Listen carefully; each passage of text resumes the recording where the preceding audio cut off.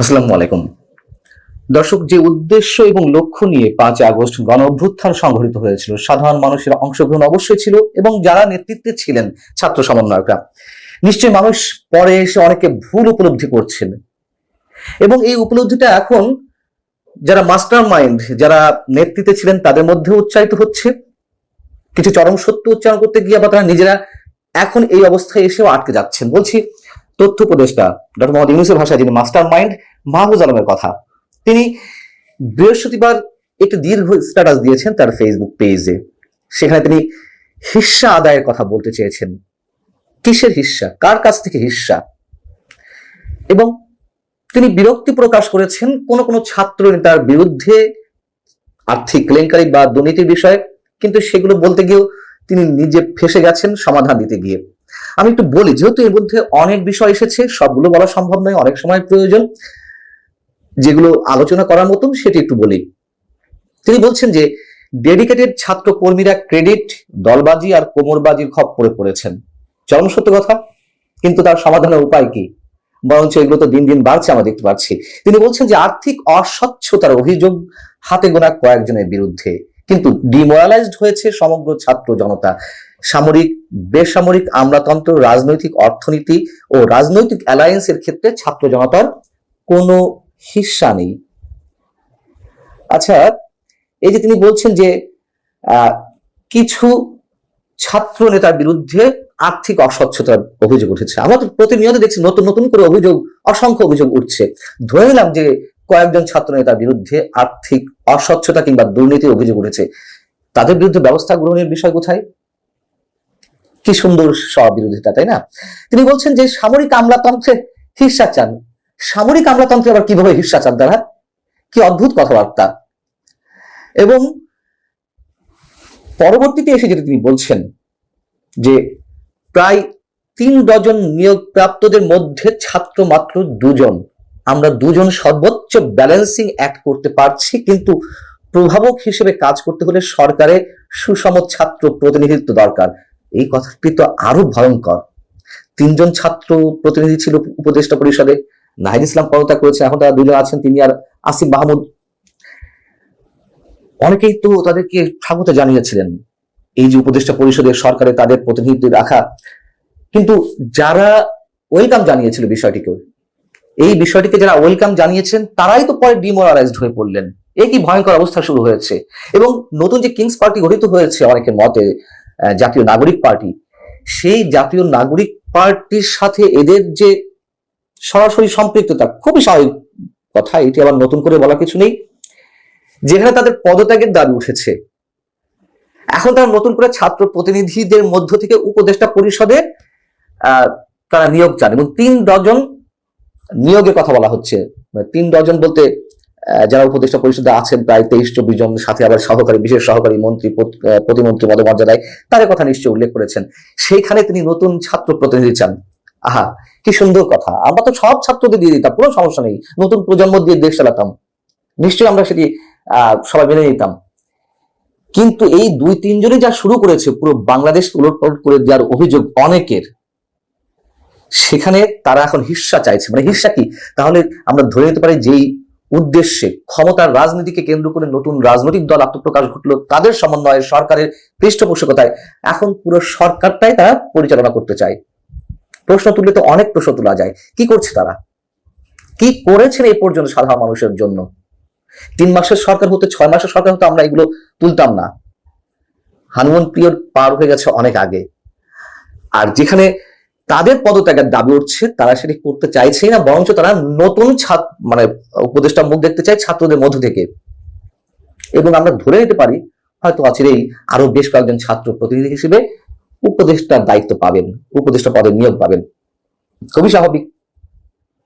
এখন বিষয় হচ্ছে যে তিনি বলছেন যে রাজনৈতিক দলগুলো ডিসেম্বরের পর সহযোগী ভূমিকায় নেই। ঠিকই, তারা প্রশাসন, বিচার বিভাগ, পুলিশে তারা স্টেক নিয়ে বসে আছেন এস্টাবলিশমেন্ট দ্বিদলীয় বৃত্তে ফিরতে এবং ছাত্রদের মাইনাস করতে প্রতিজ্ঞাবদ্ধ। আমি প্রথমে বললাম, কারা প্রতিজ্ঞাবদ্ধ কারা প্রতিজ্ঞাবদ্ধ নন সেটি আমাদের বিষয় নয়, কিন্তু মানুষ চায় না আর দেখতে, যেটি চরম বাস্তবতা। অসংখ্য অভিযোগের ভিত্তিতে তারা অনেকে ক্লান্ত হয়ে পড়েছে। মাহফুজ আলম বলছেন যে ক্ষমতার ভর কেন্দ্র অনেকগুলো, ফলে কাজের দায় সরকারের, কিন্তু কাজ করে ক্ষমতার অন্যান্য ভর কেন্দ্র কাজ করে, সরকার কাজ করতে পারছে না। জোড়াতালি দিয়ে গণতান্ত্রিক রূপান্তর সম্ভব নয়। নতুন রাজনৈতিক বন্দোবস্ত যে স্বপ্ন দেখিয়েছিলেন তারা 5 আগস্টের পরে, মানে সেটা তো মরিচিকার মতো খুব সহজেই একেবারে হাওয়ায় উড়ে গেছে। আর বিভিন্ন ভর কেন্দ্র থেকে কেন পরিচালিত হবে না, এটাও তো খুব স্বাভাবিক বিষয় যে এটি হওয়ার কথা। ভর কেন্দ্র কেন অনেকগুলো হবে? তখনই হয় যখন নিজের অস্তিত্বের বিরুদ্ধে গিয়ে অন্যের উপরে নির্ভর করতে হয়, অন্যকে খুশি করতে হয়। বাংলাদেশের অস্তিত্বের বিরুদ্ধে গিয়ে আমার যে ঠিকানা, 18 কোটি মানুষের যে অস্তিত্বের শেকড় গ্রথিত মুক্তিযুদ্ধের চেতনার মধ্যে, মুক্তিযুদ্ধের আদর্শের মধ্যে, সেই আদর্শকে আমি অস্বীকার করব, তখন তো অবশ্যই সবাইকে ভাগ বাটোয়ারা দিয়ে নিজেকে টিকে থাকতে হবে। এটাই তো স্বাভাবিক, এটাই বিজ্ঞান বলে, এটাই প্রকৃত বলে, এবং যেভাবে বলি না কেন আমরা সমাজ বিজ্ঞানের কথা বলি বা রাষ্ট্র দর্শনের কথা বলি, এটাই তো হওয়ার কথা। তিনি সমাধান দিতে গিয়ে বলছেন, ছাত্রদের কয়েকটি দল হয়ে যাওয়াতে তারা এখন বিভক্ত। বৈষম্য বিরোধী ছাত্র আন্দোলন প্ল্যাটফর্ম দেশব্যাপী ছাত্রদের গুছিয়ে উঠতে ব্যর্থতার পরিচয় দিয়েছে। অভ্যুত্থানের ছাত্র জনতা বিভক্ত, দ্বিধান্বিত হওয়ারই কথা।